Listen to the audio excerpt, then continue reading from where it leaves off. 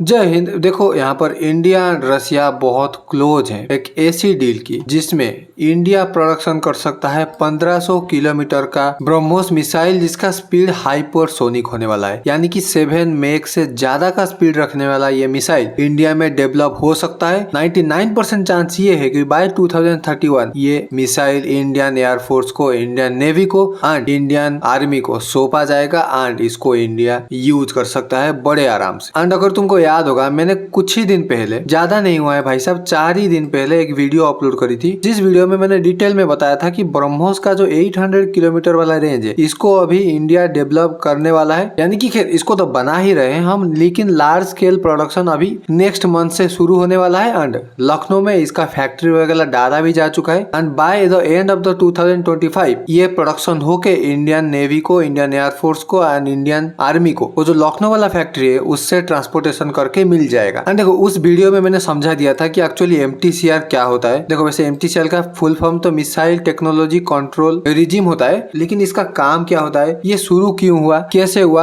And China MTCR का सदस्य क्यों नहीं है, UN का एक परमानेंट मेंबर होने के बावजूद, एंड चाइना क्यों 300 किलोमीटर से ज्यादा वाले मिसाइल बना नहीं पाता है, ये सब मैंने ये वीडियो में डिस्कस किया था। पाकिस्तान का हम किसी भी एरिया को टारगेट कर सकते हैं ये मिसाइल को यूज करके। एंड चाइना का अगर हम देखें तो खैर हमारे पास अग्नि वगैरह है जिसको यूज करके हम चाइना का भी किसी भी एरिया को टारगेट कर सकते हैं, लेकिन अगर स्पेशली ब्रह्मोस की बात करें जो इतना नीचे उठ सकता है कि यार भाई उसको ट्रैक करना ही एक बहुत बड़ी काम है, तो चाइना के लिए भी ब्रह्मोस का ये जो 800 किलोमीटर वाला रेंज है ये एक सरदर्दी है। एंड 1500 किलोमीटर अगर by 2030-31 army, navy and air force को मिल गया तो चाइना के लिए और भी प्रॉब्लम हो जाएगा। चाइना इसको अपने लिए भाई साहब एक परमानेंट थ्रेट मानकर चलेगा। एंड यहाँ पर तुम देख रहे होगे एक टर्म हाइपरसोनिक। हाइपरसोनिक एक्चुअली देखो इसमें डिफरेंट टाइप ऑफ स्पीड होता है। एक होता है सबसोनिक, एक होता है ट्रांससोनिक, एक होता है सुपरसोनिक, एक होता है हाइपरसोनिक एंड एक होता है हाई हाइपरसोनिक, एंड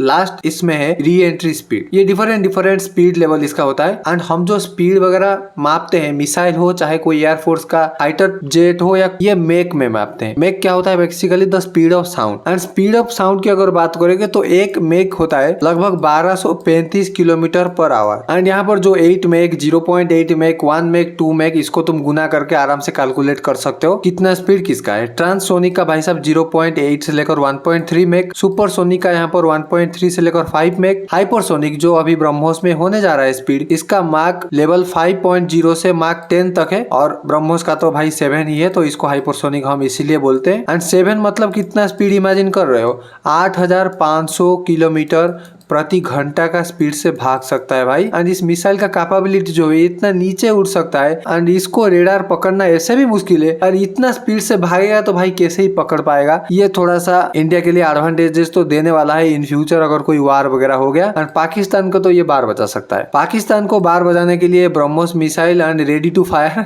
भाई, चलाओ खत्म करो, चलाओ खत्म करो। एंड बेसिकली ये न्यूक्लियर कैपेबल भी है, इसके अंदर हम आगे न्यूक्लियर वॉरहेड रख के मार सकते हैं। एंड 8500 किलोमीटर की स्पीड से न्यूक्लियर वॉरहेड लेकर जाएगा तो डेंजरियस तो हो ही जाता है। एंड खैर देखो ये इतना स्पीड है ही नहीं अगर तुम कंपैरिजन करोगे रसिया की एक और मिसाइल से, जिसका स्पीड लगभग 30,000 किलोमीटर प्रति घंटे का है भाई साहब। इंडिया के इधर उधर 10 बार कर लेगा 1 घंटे में। ऐसा नहीं है कि ये जो हम बना रहे हैं कोई इतना ज्यादा तोप चीज बना रहे हैं, लेकिन इसका अगर 4-5 कैपेबिलिटी को मिला दे तो भाई साहब एक डेंजरियस कॉम्बिनेशन बन जाता है for China and also for Pakistan. And अभी डिस्कस करते हैं भाई साहब ये मिसाइल के बारे में। देखो 2013 के अंदर पहली बार हमने प्रपोज दिया था ये जो 1500 किलोमीटर रेंज वाला हाइपरसोनिक ब्रह्मोस 2 मिसाइल के लिए।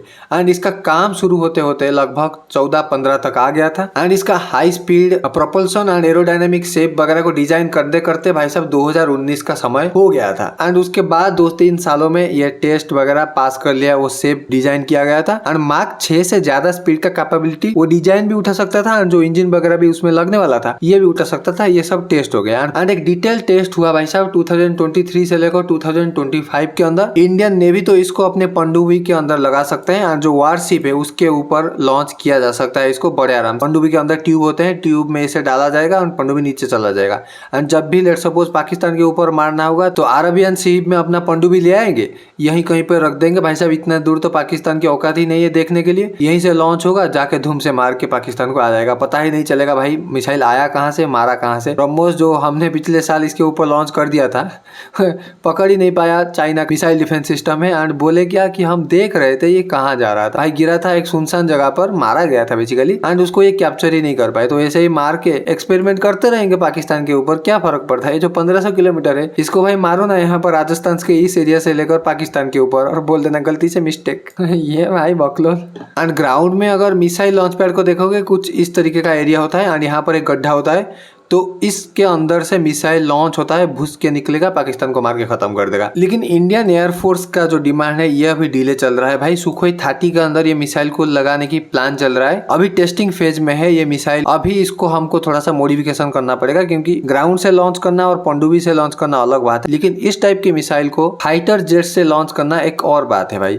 क्योंकि इतना बड़ा मिसाइल को अगर लॉन्च किया जाएगा तो बैलेंस फाइटर जेट का भी फेल हो सकता है, तो उसको थोड़ा बहुत साइज में चेंजेस किया जाएगा, हल्का वगैरह करके रेडी किया जाएगा सुखोई 30 के फाइटर जेट में यूज करने के लिए। एंड वैसे ये तो एक बहुत अच्छा खासा फाइटर जेट है इंडिया के लिए रशिया की तरफ से, एंड इसमें रशिया का मिसाइल भी लगा जाएगा भाई, तो एक डेडली कॉम्बिनेशन हो ही जाएगा। एंड देखो ये जो मिसाइल हम बना रहे हैं 1500 किलोमीटर वाला, ये अपना जो शेप है उसको ऐसा बनाया गया है जो स्टेल्थ रह सकता है भाई, छुप कर जा सकता है दुश्मन के एरिया में। एंड उसके ऊपर एक ऐसा लेयर कोटिंग किया गया है जो कि F-35 फाइटर जेट जैसा ही काम करता है। जो रेडार का जो बीम आता है उसको ही ऑब्जर्व कर लेता है एंड वापस जाने ही नहीं देता है, तो रेडार को लगता है कोई आया ही नहीं। एंड इसके वजह से ये जो हाइपरसोनिक ग्लाइड करके जा रहा है इसको पकड़ना थोड़ा सा मुश्किल है। एंड अगर तुम इस लिस्ट पर आंख डालोगे तो यहाँ पर तुम देख सकते हो पैरामीटर्स एंड स्पेसिफिकेशन ये मिसाइल का बेसिकली, यहाँ पर तुम पॉज करके पढ़ सकते हो। इसको कोई इतना ज्यादा समझाने की जरूरत नहीं, जो कि मैं पूरा वीडियो में बोल ही दिया। एंड अगर थोड़ा भी देख ले तो यहाँ पर इंडिया का DRDO एंड BAPL इस प्रोजेक्ट को रशिया के NPO कंपनी के साथ बनाने वाला है। 7 मेक का स्पीड है, 8500 किलोमीटर प्रति घंटे का, 1500 किलोमीटर का रेंज है। एंड ये सब स्पेसिफिकेशन नॉर्मल लोगों को जान के कोई इतना ज्यादा फायदा नहीं होने वाला है।